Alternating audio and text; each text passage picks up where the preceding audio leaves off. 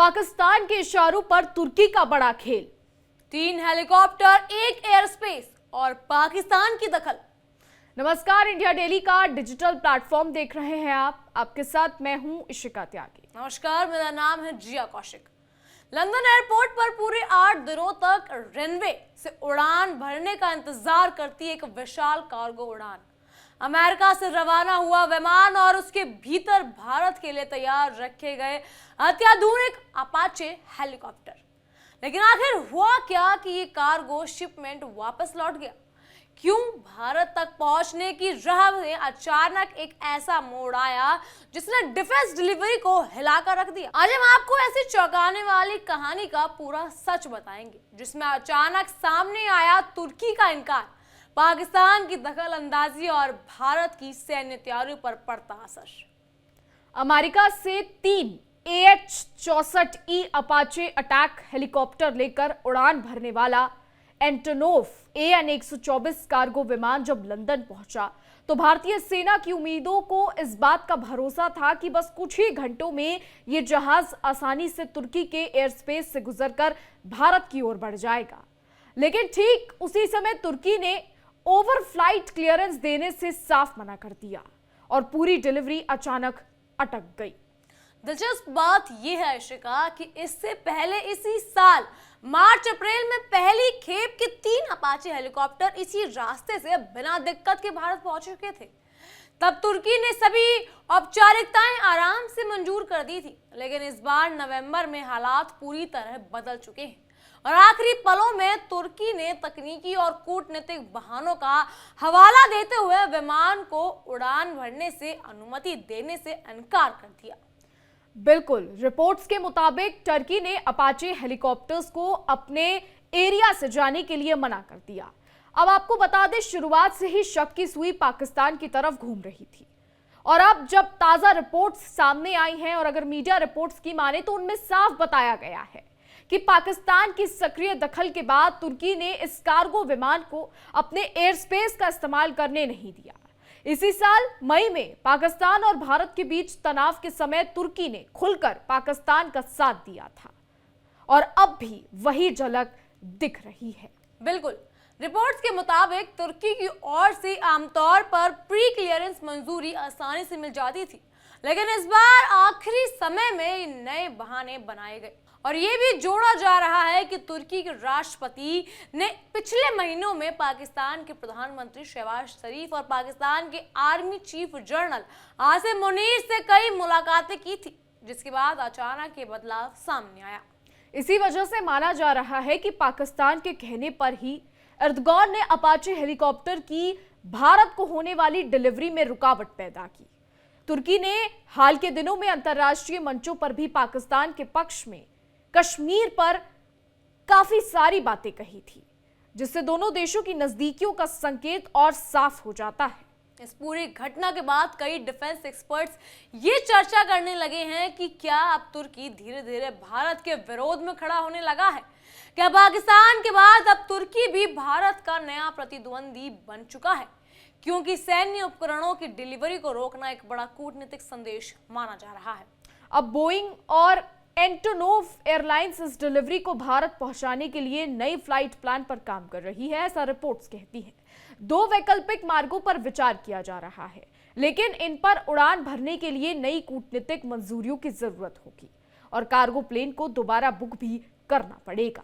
AN-124 जैसे बड़े cargo विमान की पहले से ही दुनिया भर में भारी मांग है, जिसकी वजह से इसे फिर से बुक करना आसान नहीं है। इसके पास समय कम है और डिलीवरी का दबाव ज्यादा है, लेकिन फिर भी अनुमान लगाया जा रहा है कि वो अपाचे हेलीकॉप्टर अब 3 से 4 हफ्तों की देरी से दिसंबर के पहले या दूसरे हफ्ते तक भारत पहुंच सकते हैं। आपको बता दें, रिपोर्ट्स के मुताबिक इस देरी का सीधा असर भारतीय सेना की कुछ योजनाओं पर पड़ना तय माना जा रहा है। यह हेलीकॉप्टर AH-64E1 वर्जन है, जिनमें Longbow fire control radar, Hellfire मिसाइलें और स्ट्रिंगर एयर टू एयर मिसाइलें लगी हुई हैं, जो इनको बेहद घातक और रणनीतिक तौर पर महत्वपूर्ण बनाती हैं। इन हेलीकॉप्टरों को पठानकोट 731 स्ट्राइक कॉर्प्स के तहत 2 आर्मी एविएशन स्ट्राइक डाउन को सौंपा जाना था। भारतीय सेना लंबे समय से इस पूरी यूनिट को ऑपरेशनल बनाने की तैयारी कर रही है और इसके लिए दूसरी खेप का पहुंचना बेहद जरूरी था। आपको बता दें, पहली खेप तो मार्च अप्रैल में ही भारत पहुंच चुकी थी और योजना अनुसार दिसंबर 2025 तक पूरी तरह ऑपरेशनल अपाचे यूनिट तैयार होनी थी। लेकिन अब इस दूसरी खेप के अटकने से पूरा शेड्यूल कुछ हफ्तों के लिए पीछे खिसक गया है। बिल्कुल, देखिए, भारत के लिए ये देरी सिर्फ सैन्य योजना पर असर नहीं डालती है, बल्कि बताती है कि जियोपॉलिटिक्स में कैसे देशों की नीतियां बदलती हैं और कैसे एक एयर स्पेस की मंजूरी भी रणनीतिक नियंत्रण का हिस्सा बन जाती है। इस घटना ने यह भी साफ कर दिया है कि आने वाले वक्त में भारत को वैकल्पिक मार्गों और कूटनीतिक तैयारियों को और मजबूत करना होगा। इस पूरे घटनाक्रम ने भारत, अमेरिका, तुर्की और पाकिस्तान के बीच बदलते समीकरणों को दुनिया के सामने ला दिया है, खासकर तब जब भारत अपनी सैन्य क्षमताओं को तेजी से बढ़ा रहा है और अपाचे जैसे हेलीकॉप्टर उसकी स्ट्राइक पावर का अहम हिस्सा हैं। अब सबकी नजरें इस बात पर टिकी हैं कि वैकल्पिक मार्ग कितनी जल्दी मंजूर होते हैं और अपाचे हेलीकॉप्टर भारत में कब तक पहुंच पाएंगे, क्योंकि हर देरी ना सिर्फ योजनाओं को धीमा करती है बल्कि ये भी बताती है कि अंतर्राष्ट्रीय राजनीति में किसी भी डिफेंस सौदे तक पहुंचने का रास्ता कितना जटिल हो सकता है। फिलहाल उम्मीद यही है कि अगले कुछ हफ्तों में यह अड़चन दूर हो जाएगी और भारतीय सेना को उसकी जरूरत के ये 3 अपाचे हेलीकॉप्टर मिल जाएंगे। लेकिन इस पूरे प्रकरण ने एक सवाल जरूर खड़ा कर दिया है कि आने वाले समय में तुर्की भारत के खिलाफ कूटनीतिक मोर्चे पर और भी कदम उठा सकता है या ये सिर्फ एक शुरुआत भर है। हालांकि आपको बता दें, ऑपरेशन सिंदूर के दौरान तुर्की ने पाकिस्तान को ड्रोन सप्लाई किए थे।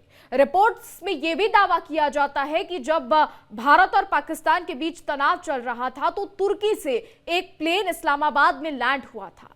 कहा जाता है कि तुर्की ने पाकिस्तान के लिए कई ड्रोन्स भेजे। आपको यह भी बता दें कि पाकिस्तान ने ऑपरेशन सिंदूर के दौरान जिन ड्रोन्स का यूज किया वो तुर्की से ही आए थे। उस दौरान भारत में तुर्की को लेकर काफी ज्यादा विरोध प्रदर्शन हुआ था, काफी सारी चीजें तुर्की को लेकर जो है वो एक्शंस लिए गए थे। लेकिन तुर्की ने जिस तरीके से पाकिस्तान को ऑपरेशन सिंदूर के समय जो है मदद पहुंचाई और उसके बाद अंतरराष्ट्रीय मंच पर भी पाकिस्तान को लेकर तुर्की अक्सर चीजें बोलता है। आपको यह भी बता दें कि पाकिस्तान और अफगानिस्तान के बीच शांति वार्ता तुर्की में हो रही है। जी हां, इस्तांबुल में शांति वार्ता हो रही है।